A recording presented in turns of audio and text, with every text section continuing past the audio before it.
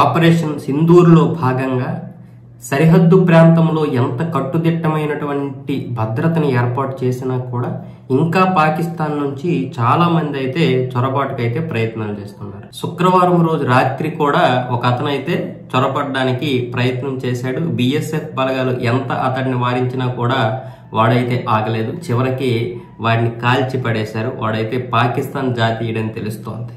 అంటే వాళ్ళు తెగించేశారు. అసలు ప్రాణాలే అంటే లెక్కలేదు వాళ్ళకి. దొరికితే శవం, దొరకకపోతే ఉగ్రవాదం. రెండే రెండు. మనం దొరికేమనుకోండి, బిఎస్ఎఫ్ జవాన్లకు కానీ లేకపోతే ఆ తర్వాత ఆర్మీకి కానీ లేకపోతే ఇంకెక్కడ ఎవరికి దొరికినా శవం అయిపోవచ్చు. ఒకవేళ బ్రతికుండి దొరికితే జీవిత ఖైదు కూడా ఉండదు మన దగ్గర ఉన్నటువంటి చట్టాల ప్రకారం.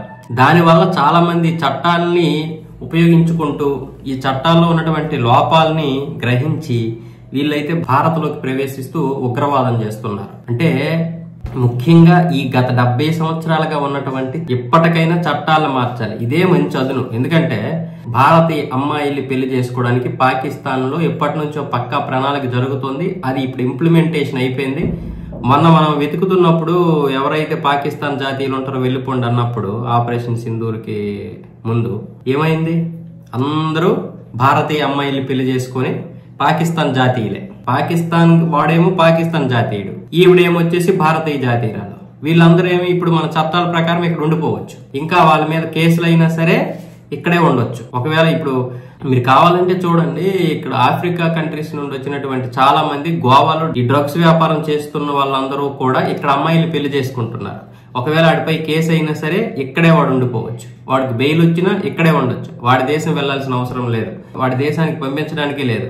అందుకే చాలా మంది ముంబైకి అలాగే గోవాకి చెందినటువంటి వారిని, ఢిల్లీకి చెందినటువంటి అమ్మాయిల్ని, ఉత్తరప్రదేశ్కి చెందినటువంటి అమ్మాయిల్ని పెళ్లి చేసుకుని ఇక్కడ డ్రగ్స్ దందా నడిపిస్తున్నారు గోవాలో.